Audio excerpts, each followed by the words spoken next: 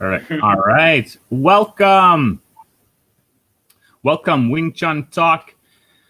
Today, I have a special guest with me, Matteo from Italy, from Neiwaigong Martial Arts Club over in Italy there. He's joined us today. So thank you so much for joining, Matteo. Appreciate you having you today. Thank you so much, Shawn, to you for inviting me. It's a pleasure. Awesome. Yeah, no, I appreciate you taking some time and joining in the talk here, Wing Chun Talk.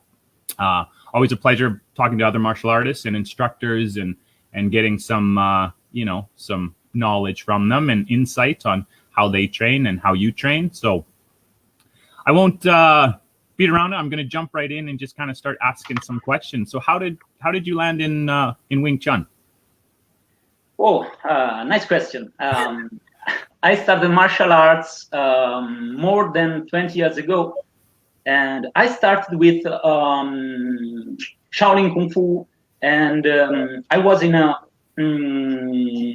inter-style school, so we did a little bit of Shaolin, a little bit of Hungar Kung Fu, a little bit of Choi Li Fat Kung Fu, and I practiced there for some years. Sorry. And then I had an injury to an arm, and I stopped. Then I found near my home a school, Kung Fu school. I didn't know about styles because I was a kid, so I didn't care about styles. I saw Kung Fu. Oh, nice. Let's go there. And I discovered it was a Wing Chun school, and I start to practice this unusual style. And I saw, whoa, something interesting. And at the time, I practiced the Ostingo system. And then through the years, I passed to Master Donald Mack Wing Chun through my master. He's called Adrian Tozan. He's from Romania, but he lives in Beijing. Yes, Beijing, since a lot of time. And going through the practice, I totally felt in love with the style because I think it's a very good, it's a system. It's a system of principles, and I think that principles could be useful for everybody. Every kind of bodies can be adapted to the Wing Chun principles, and that is a great value, in my opinion. Very great value. Mm-hmm. And then, honestly, I was always curious about martial arts. I think martial arts are a great puzzle with many pieces, but the puzzle is the same.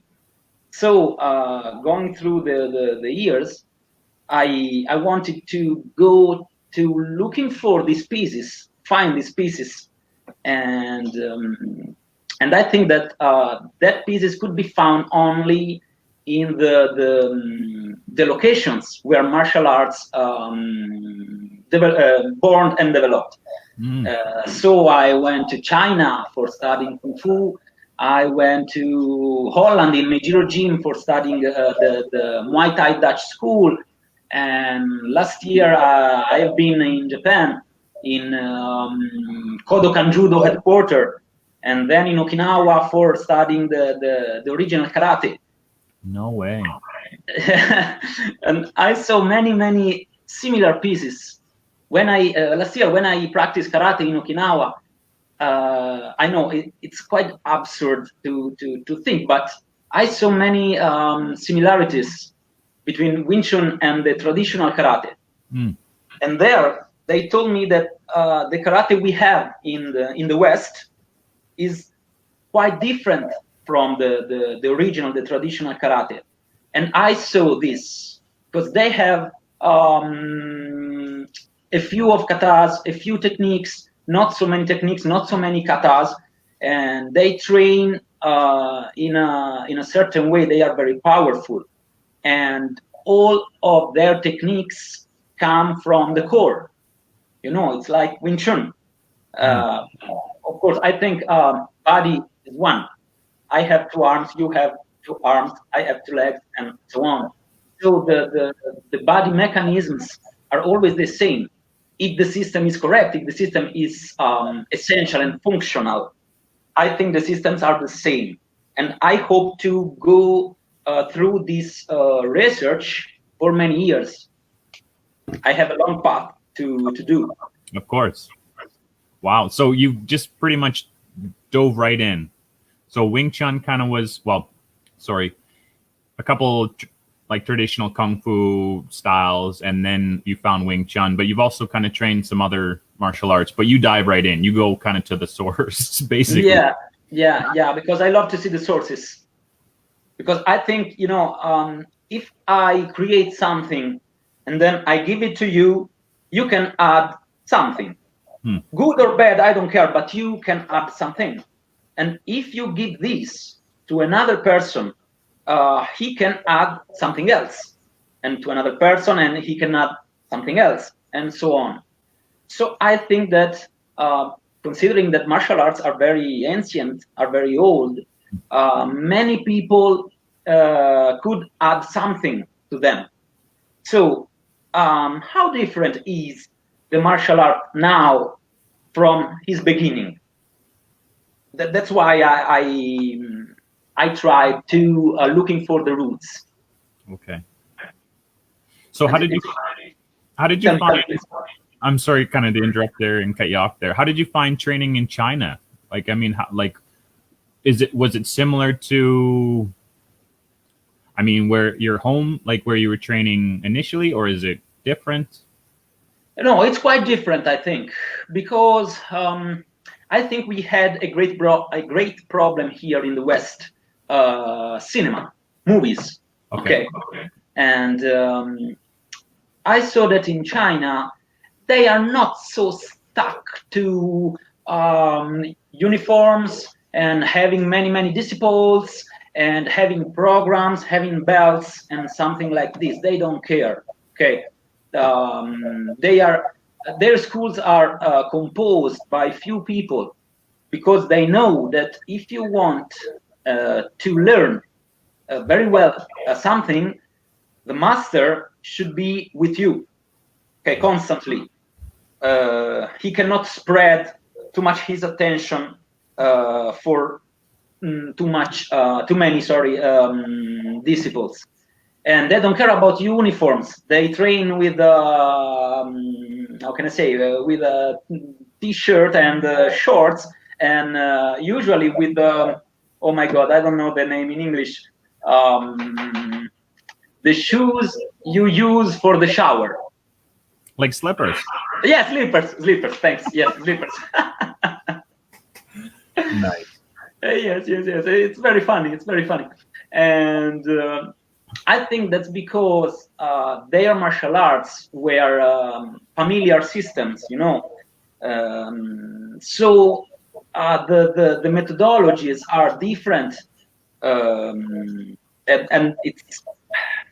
it's a very different approach from west to east. Of course, we have different minds, and also the programs are very limited, very poor.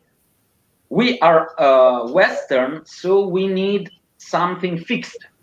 First level, this, and this. Second level, this. Third level, blah, blah, blah, blah, blah. They used to train principles, not so many techniques, but the principles. So they don't need, or they aren't so stuck to programs. Well, in Wing Chun especially, what forms did you do? Siu Lin Tao. Okay, train Siu Lin Tao principles. Stop. Something like this. Or Chun Kyu. Okay, train Chun Kyu principles. They have not, which belt are you? Okay, this belt. So you have to do this exercise, this exercise, this exercise. It's quite different. Also in Okinawa, it's the same thing. They don't have belts. Here in Italy, in West, we know the karate with the belts, white belts, yellow belts, and so on, and until the black belt. They don't have it. They have white belt. You are a practitioner. You are a disciple. Black belt. You are a master. Stop. That's it. Yeah, that's it.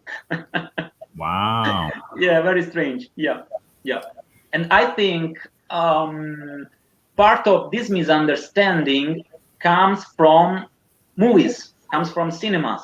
Okay, the idea that arrived is quite how can I say, corrupted, but it's a bad word.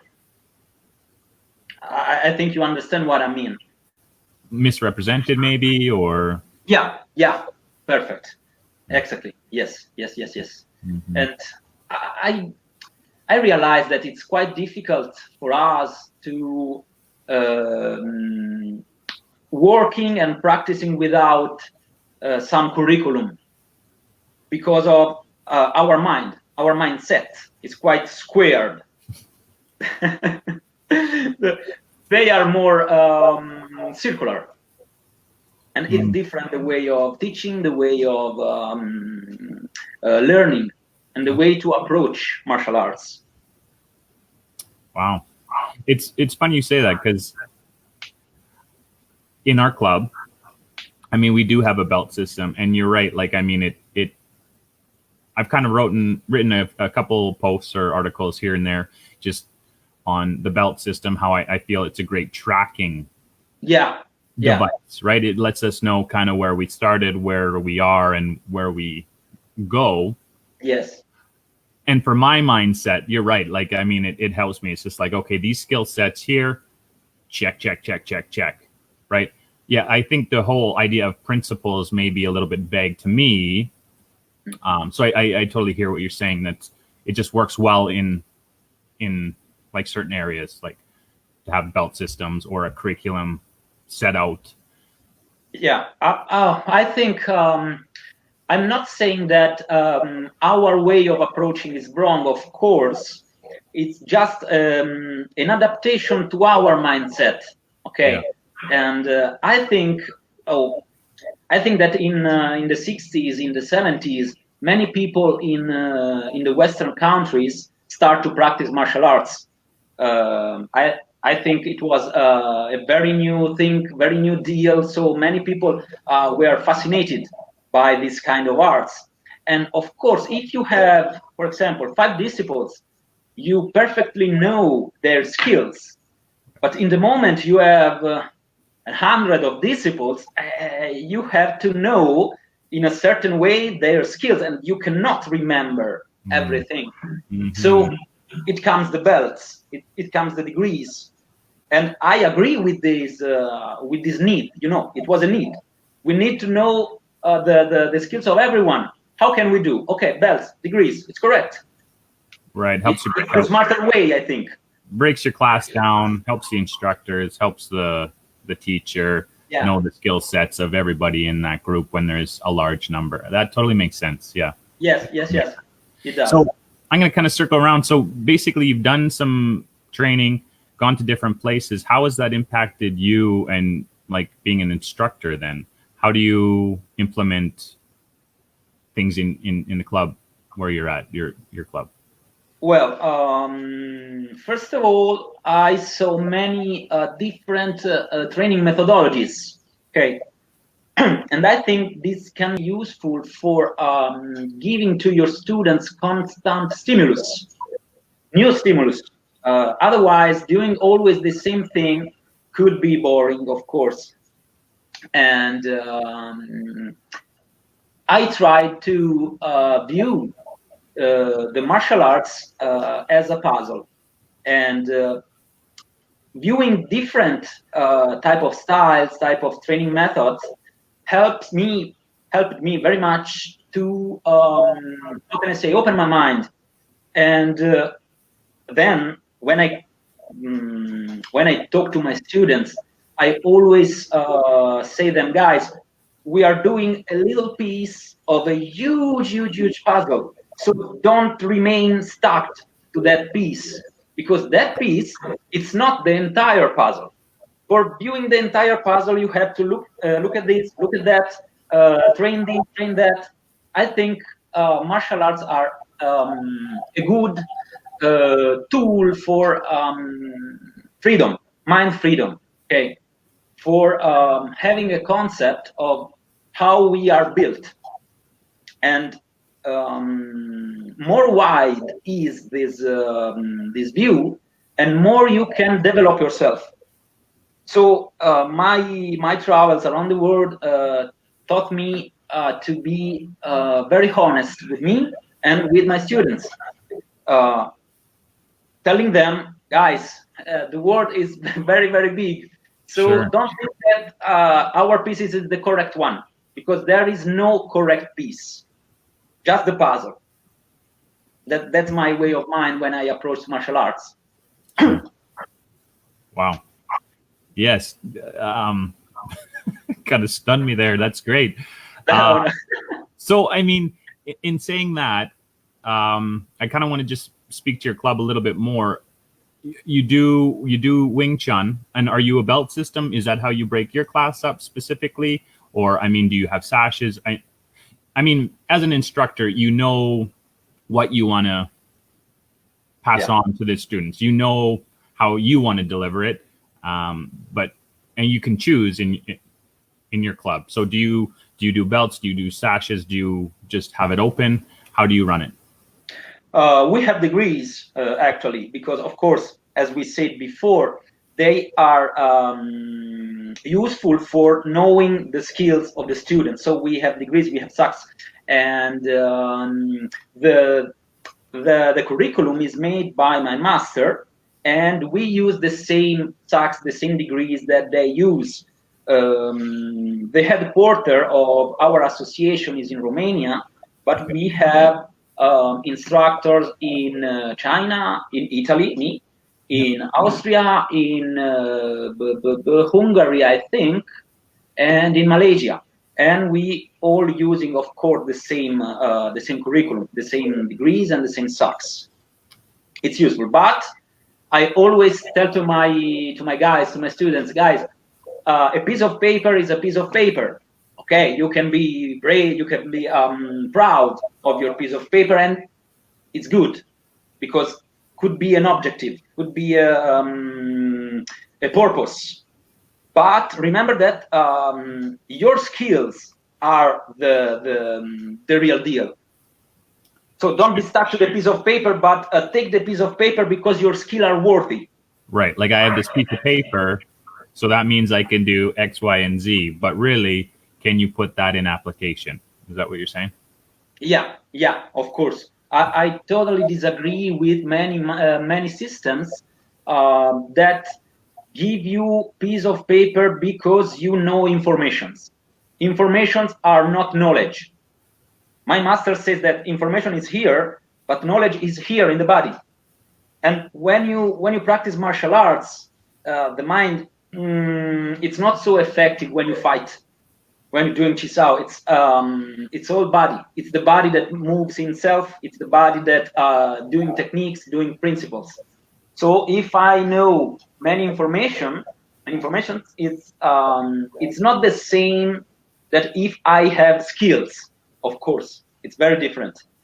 It's the practice. It's the continuous development of those skills to get you to a certain point where your brain isn't really thinking about which move. You practice it so much that it's just kind of coming out. However you speak to that, right? Like, I mean, that's kind of so how often do you get together with your Sifu? Do you still have time to train with him occasionally, or get out to I think you said who was your not your Romanian Sifu, but above him, Donald Mack? Yeah. Donald Mack is my Sigong. Your Sigong?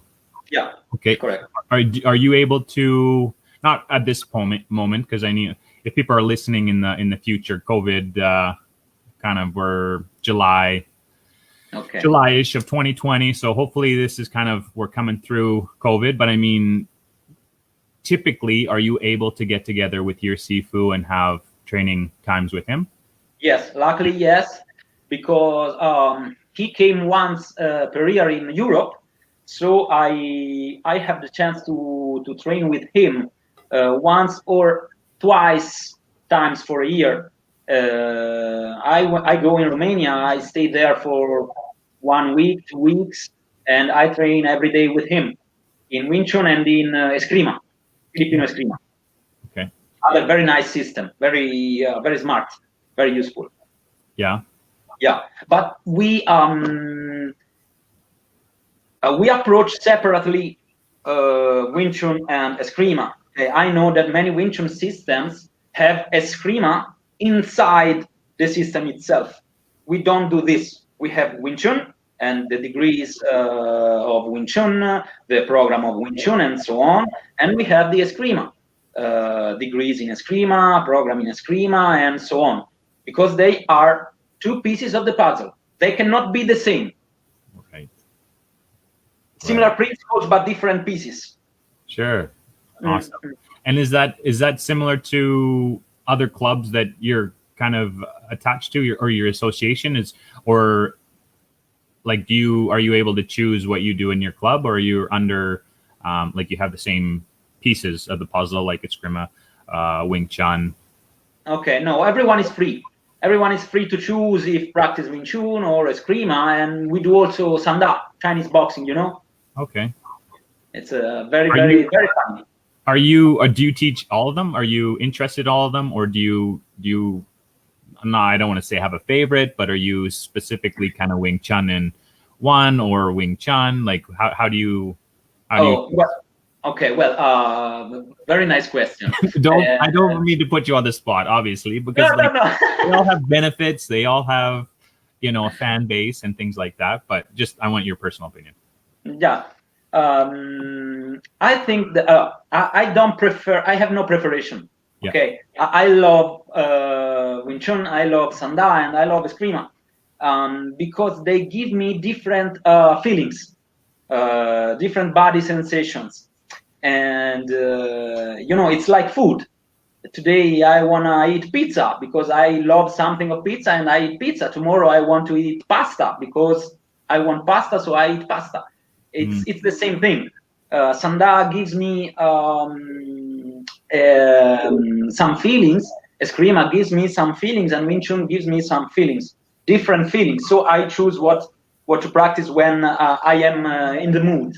Nice. And there is also a functional reason for this.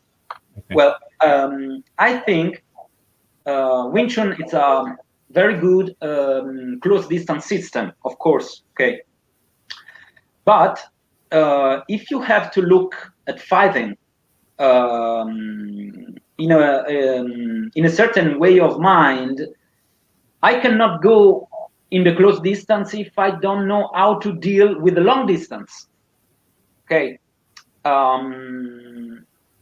In my life, I always try to have sparring with boxing guys, kickboxing guys, Muay Thai guys, MMA guys, and so on, for trying to apply Wing Chun in this kind of situations.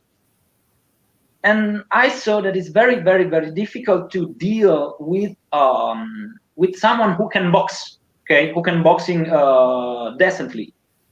So I thought, maybe Wing Chun have limits, have bonds. So how can I cross that limits, cross that bonds? Doing another fighting system, fighting method.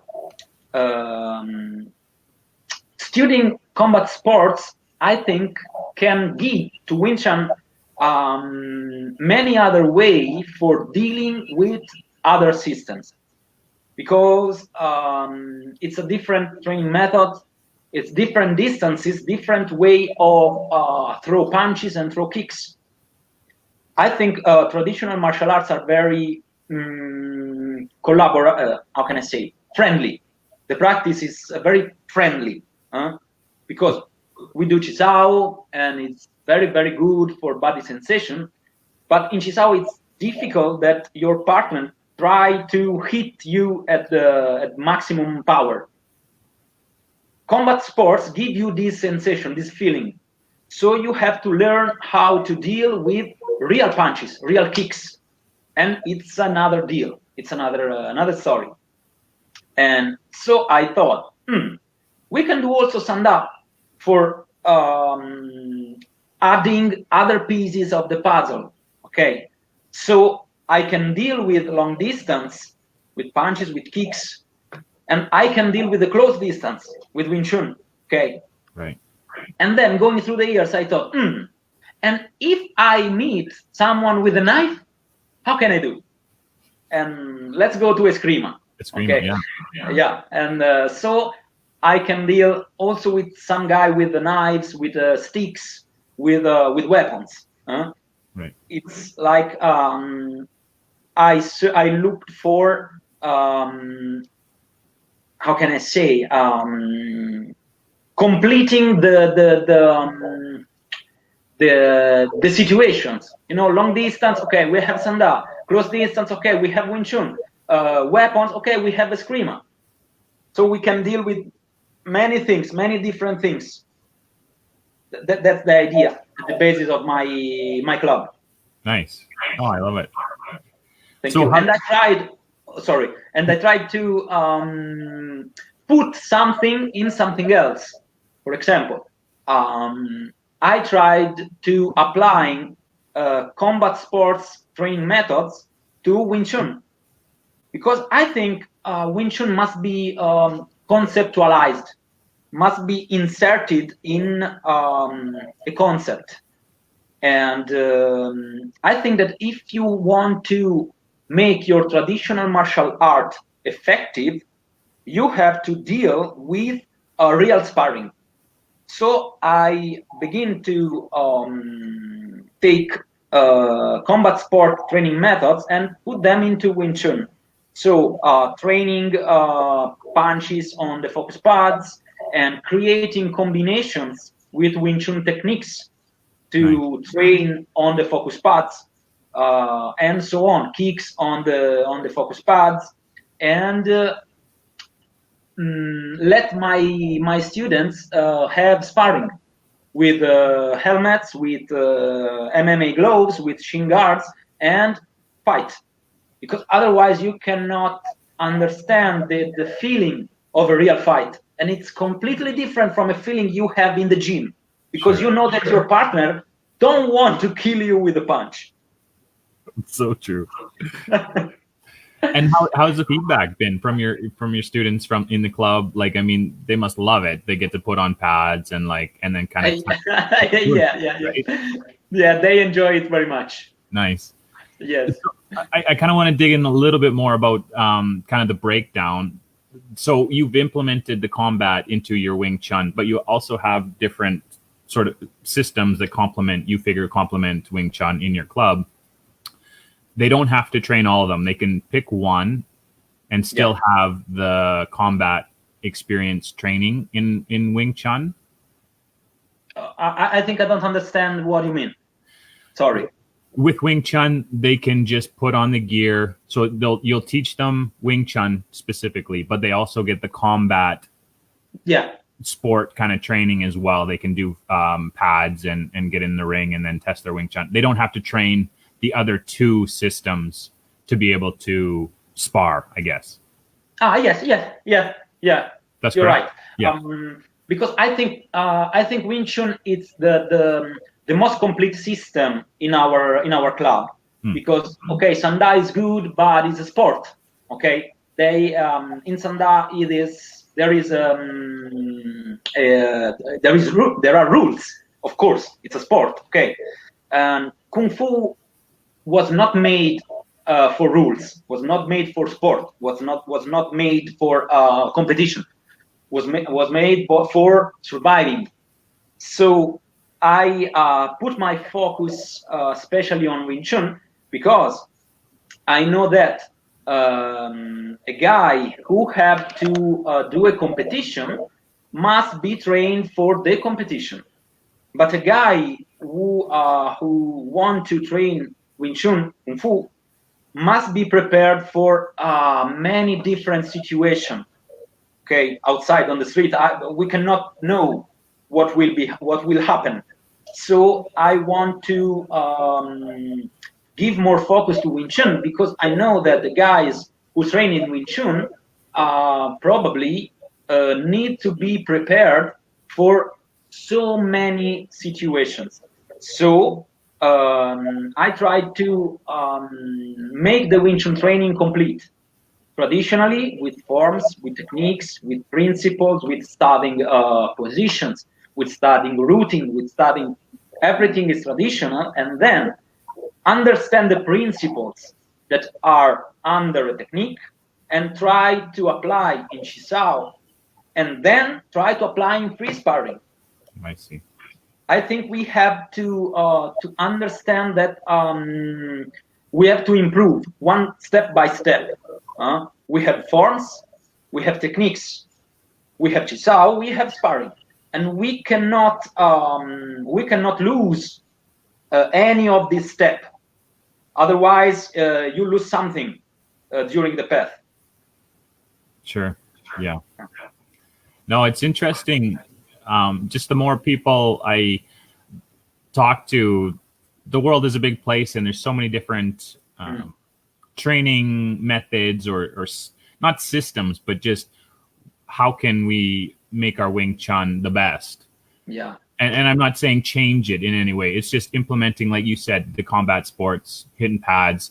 Like, what if you go up against a boxer? Like, how skilled are you? Are you able to not take a punch, but are you able to have that feeling? Oh, yeah. That's what it's like to actually get punched. Okay, yes, I can handle a couple of those, or maybe I can't, right? But at least in the club, when you're training with a friend or training partner, you're in a safer space to kind of get flipped and realize, oh, shoot, I got to change something. I got to fix something. So that's awesome. Yeah, it's awesome. Yeah, very much. I think Wing Chun it's not a style. I don't consider Wing Chun as a style. I consider Wing Chun as a system, because I saw many people, I heard many people who told me, if you do Wing Chun, if you practice Wing Chun, you have to go to fight with the classical standard guard, Wing Chun guard, Man Sao and Wu Sao, and you have to intercept fists with Bong Sao or Tan Sao. I don't think Wing Chun is this. I don't think Wing Chun can work in this way of mine. I think techniques, Tan Sao, Bong Sao, or whatever, must be conceptualized and understand that they are principles of movement. Where can I use that principle of movement? There, maybe, let's try. There, maybe, let's try and see. Of course, martial arts are very, are very transparent. If you take punches, that thing probably don't work. Probably.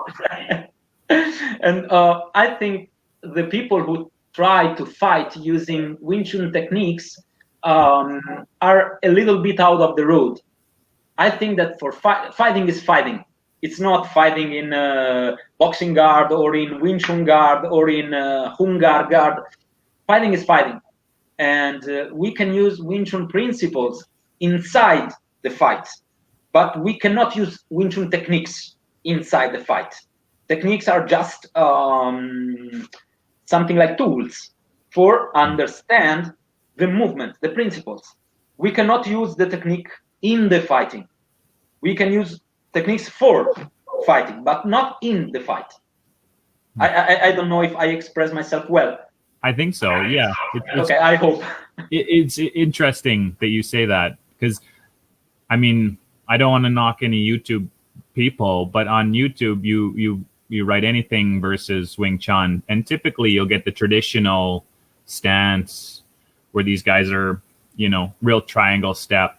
Yeah. They're rooted, and they're just kind of standing there, which, I mean, some of them do well, some of them don't.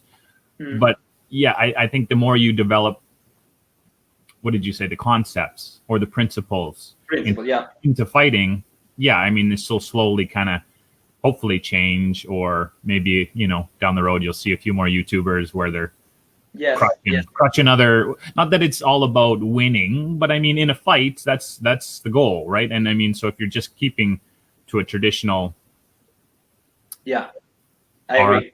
Yeah, so I totally agree. And I've seen some of your videos. They're awesome, by the way.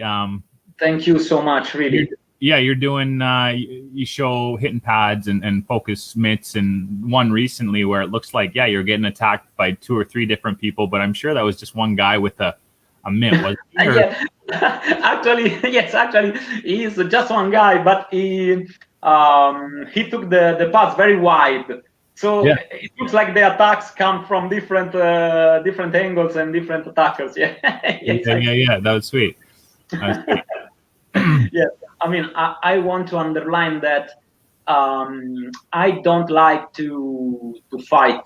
I don't do martial arts for fighting. I don't care about fighting. Fighting is scary. Fighting is dangerous. Okay, sure. And I think fighting should be a tool. Okay, like the system, like the Wing Chun system. It's a tool, and I can do something with that tool. My way of mind, my idea is that fighting, having sparring, it's a wonderful tool for trying to apply principles with a not friendly partner.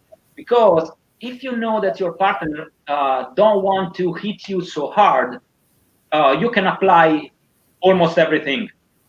And when your sparring partner try to hit very hard, your body changes, feel the danger, and start to cover itself in different ways and moves itself in different ways, because he knows how to limitate damages.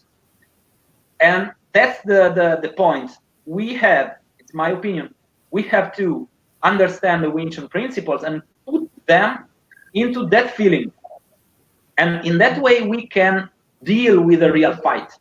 But I think in a real fight, a Wing Chun practitioner, a Wing Chun guy, never will never use Tan Sao or Bong Sao or something like this. Okay, because fighting it's another thing. It's another thing, totally another thing.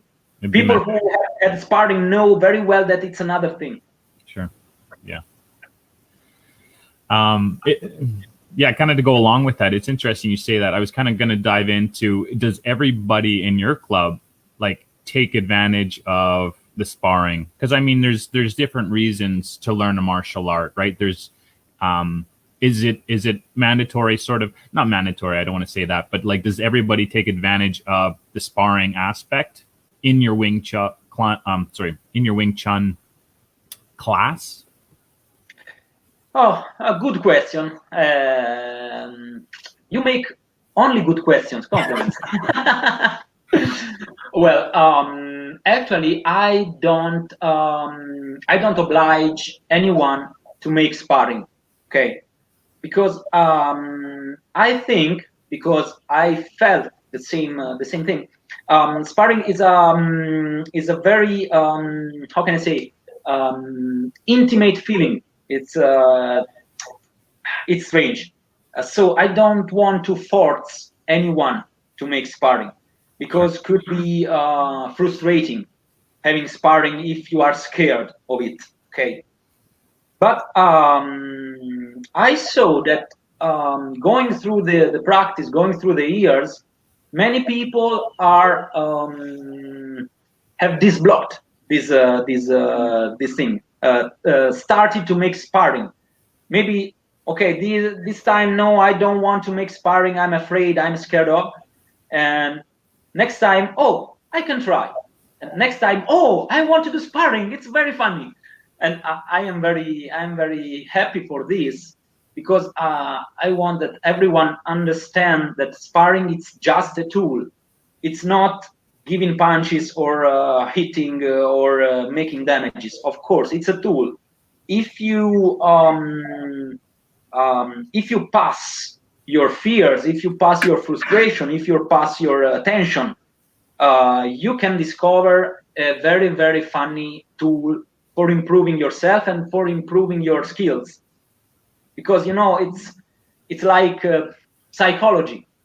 You see the punch and boom, oh, why I took the punch? Why I didn't parry? I didn't dodge, and I think sparring is a good tool for understand yourself and your way of thinking and your approach to martial arts, to life, to everything. Nice. No, I know. that's perfect. That's a great answer. Thank you. No, thank you to you for your good question. Yeah, just I hear you on the tool, and the reason for my question is just like I said, not everybody implements that training methodology or tool into their club, and I think it depends on the reasoning why people started training in martial arts to begin with. So I could just say I was brand new to your club, I think I would be timid at the beginning, right? I'd be, I'm going to stick with Wing Chun until maybe my skills developed. And then it would be like, okay, let's test. Oh, I got beat up this time. And then I'd be scared for a little while, I'm sure. And then it'd be like, okay, I got my confidence back. And then I'd jump into it. But when I started training, like it wasn't sport. It wasn't to go out and fight somebody. That wasn't the reason. It was a little bit of social at the beginning, and just I saw some friends training, and I was like, oh, I got to learn this stuff. This is amazing.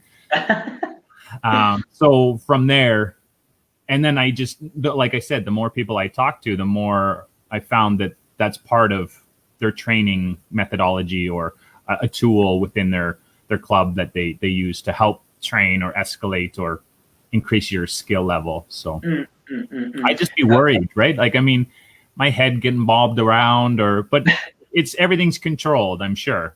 Yeah. You saw a very smart thing, very wise thing about the motivation of people. Many people have many different motivations for starting martial arts, and I think a good teacher, an honest teacher, should ask to their student, why you practice martial arts? What is your purpose? What is your goal? Because, for example, I have in the gym people who told me, Matteo, I don't care nothing about fighting, nothing about contact, nothing about this. I just want to practice martial arts because I feel myself free, I feel myself well when I practice Yurin Tao or Chun Kyu or so on. So they have that's why my students have the chance to have sparring or not. Because if you are not interested in sparring, if you are not interested in the efficiency of the martial arts, for me it's okay. It's absolutely okay. I'm giving you a tool, the martial arts, the style, the Wing Chun. I'm giving you this tool, as then you choose what to do with this tool. Nice. You can use it for your wealth. You can use it for your feelings, body feelings. You can use it for fight. It's like a screwdriver. You can do everything with a screwdriver. Right. That's so true. Nice. No, that's perfect. No, and I mean, overall, do you see most people take advantage of it? That you offer it, or like I said, I mean, are some people still timid or maybe they get to it later? Just roughly. Honestly, I saw all of them fell in love with the sparring. Nice. Yeah. It's there, right? So they might as well. Really, I don't. I'm sorry to interrupt. Sorry? Yeah, I interrupted you. I'm sorry. Go on. No. I am very happy for this because I don't want to force anyone, as I said before. But I can see that people start to understand the value of the sparring, of the contact. Okay, because they know that in the gym we are all friends. We are there for studying, for understanding, not for beating someone. Sure. And I think that if there aren't judgment, okay, in the gym, everything is good, everything is clear, everything is transparent. So we can play with sparring, we can play with other people doing sparring with a smile, because I know and they know that we are understanding. Right. We are not fighting. We are using fighting for understanding. And it's a different approach, I think. Love it. Yeah, that's awesome. And if they Thank didn't want you. to spar, and in their Wing Chun, I'm sure they would go train somewhere else. Like, not to knock you or anybody, but that's their preference. They would probably check out a gym. What's available to me? Oh, this has this, this, and this. It seems like you offer quite a really nice, like a well-rounded club to train at, right? So, I mean, it just seems like fairly appealing to most people. So, yeah, that's awesome. Yeah, thank you very much. Thank you very much. I think the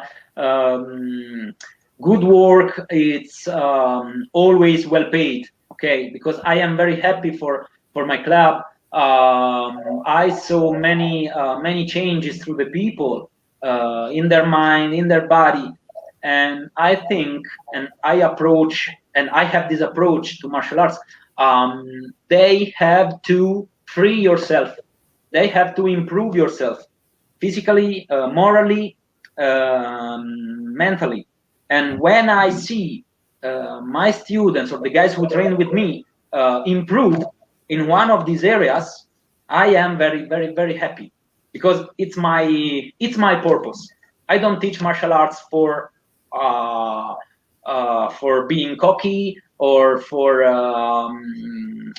showing something to someone else. I don't care, really. I don't care. And I saw a good tool for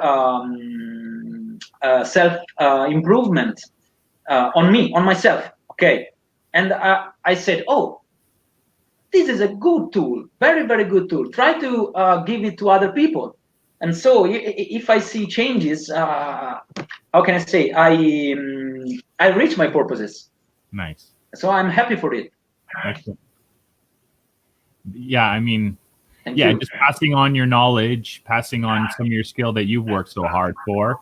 And I mean, you must get like, the joy of like seeing someone like learn, right? It's just, must be a great feeling. Yeah. Yes. I think, an instructor, a master, it should be, for my opinion, the purpose of a master, of an instructor. I have to pass something to you for yourself, not for myself, because I already passed through the path.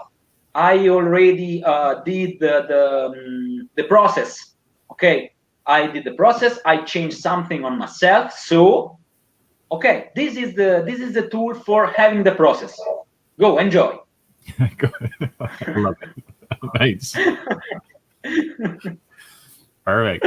Well, seeing as we talked so much about your club, tell me a little bit about how people can connect with you. I've kind of said the name at the beginning, but how can people contact you or get in touch, or if they're in Italy? I mean, tell me a little bit about it. Okay. First of all, I choose the name Neiwaigong. It means the internal and external work. Gong, it's like Gong Fu. So ability, work. I think human being is composed by his body and his mind, and we have to connect these two parts. And that's why Nei and why, because we have to improve ourselves mentally, internally, and we have to develop ourselves externally in our body. Otherwise, we miss some piece of ourselves. And people can connect with us on Facebook, on Neiwaigong Martial Arts. It's a page. We have also a Neiwaigong training group, a Facebook group, and we are on Instagram, Neiwaigong. We have also YouTube channel, Neiwaigong Martial Arts. I think it's Neiwaigong Martial Arts or just Neiwaigong. I don't remember. Anyway, Neiwaigong something. Yes. And I have also my personal page, Laoshi, Matteo, Pacifici, on Facebook page. Yes. Awesome. Cool. Yeah. So pretty much any social platform, Facebook, Instagram, YouTube. Perfect.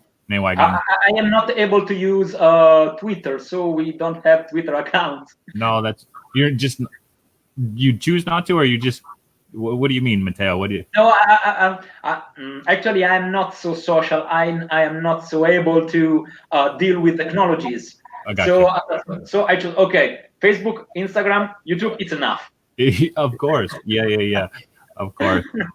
And we are in the middle of Italy, in a little town called Terni, about 100 kilometers from Rome. Okay. Have you ever been in Rome? I have never been over to Italy, to Rome, to haven't made it to Europe. I've done some traveling years ago. I was hoping to get to that part of the world, but just it didn't happen at that time, and figured, oh yeah, I'll do it a little bit later. So the little bit later is still coming. We'll see. So yeah, not yet, but I got a few places I definitely want to visit in the next little while. So yeah, it's up there. Please, for sure. Please come in Italy. You will be my guest. Of course. Thank you. Thank you to you. Are you the main club in town, or I mean, is there a couple different areas they can or are you guys like the bees? Got it. No, actually, we have many clubs in our town, kung fu clubs and other martial arts. I think we have 1, 2, 3, 4 Wing Chun clubs in our town. It's so too many. Yes, many Wing Chun clubs in the same little town. It's incredible. Wow. And well, I think we are one of the most one of the bigger clubs. Nice. Because I actually don't care about other people or other clubs, because I have my path, and I have to go through this without caring what other people do. But I think, considering the results, the number of guys, prizes, and recognitions, I think we are one of the bigger clubs in our town, our region, I think. Awesome. Oh, thank you. No, that's amazing. No, that's great, and it's good to hear. I mean, that you're focused on just kind of what you do, and you do. It seems like you do it well. So appreciate you being with me, Matteo. I appreciate too. Sorry. I appreciate it too. Really, very much. Thank you so much for sharing your story and how you guys train in your club and over in Italy. What it's like if people were to come see you. And yeah, thanks for joining me today. I really appreciate it. So thank you very much to you, Shawn. Really, it's been a pleasure, and you are a very, very funny guy. No, thank you. So until I come to Italy, until next time. Sorry? I said until I see you in Italy when I come at some point. I hope it really much. Thank you so much. You will be my guest. Thank you very much.